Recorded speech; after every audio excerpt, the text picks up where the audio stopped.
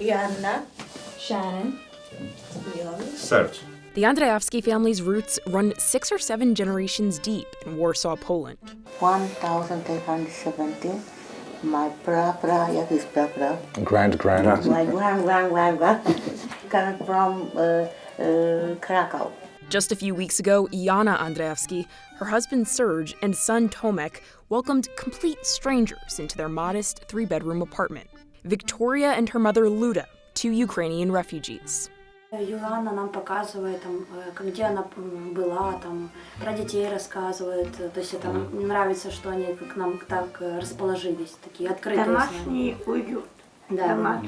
Polish people are volunteering to host some of the 3.5 million Ukrainians who have fled their country. Most of them are connected by word of mouth or social media. All of it's pretty grassroots. The state is slowly stepping up and providing some institutional support, but it's been slow. In Viktoriya and Luda's case, they crossed the Romanian border, then took a bus to Poland. The most incredible thing, I guess, is that these people they didn't even know where they're going to wind up at. It's whether it was Krakow or it's Warsaw, you're just getting on a bus and it's going to take you somewhere.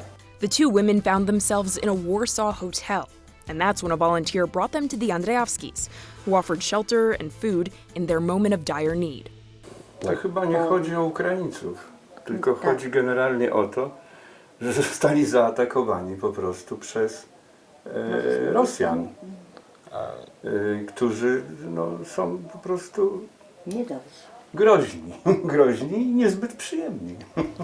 Part of that history he's talking about is when the former USSR invaded Poland and controlled it during the Cold War.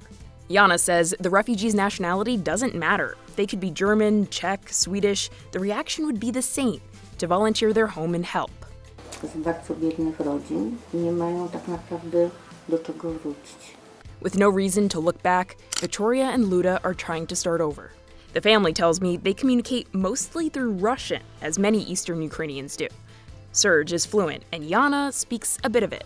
Language barrier aside, the families managed to have some pretty normal roommate interactions. So the ladies can't really remember the proper way to sort rubbish. to sort the trash. Oh, recycling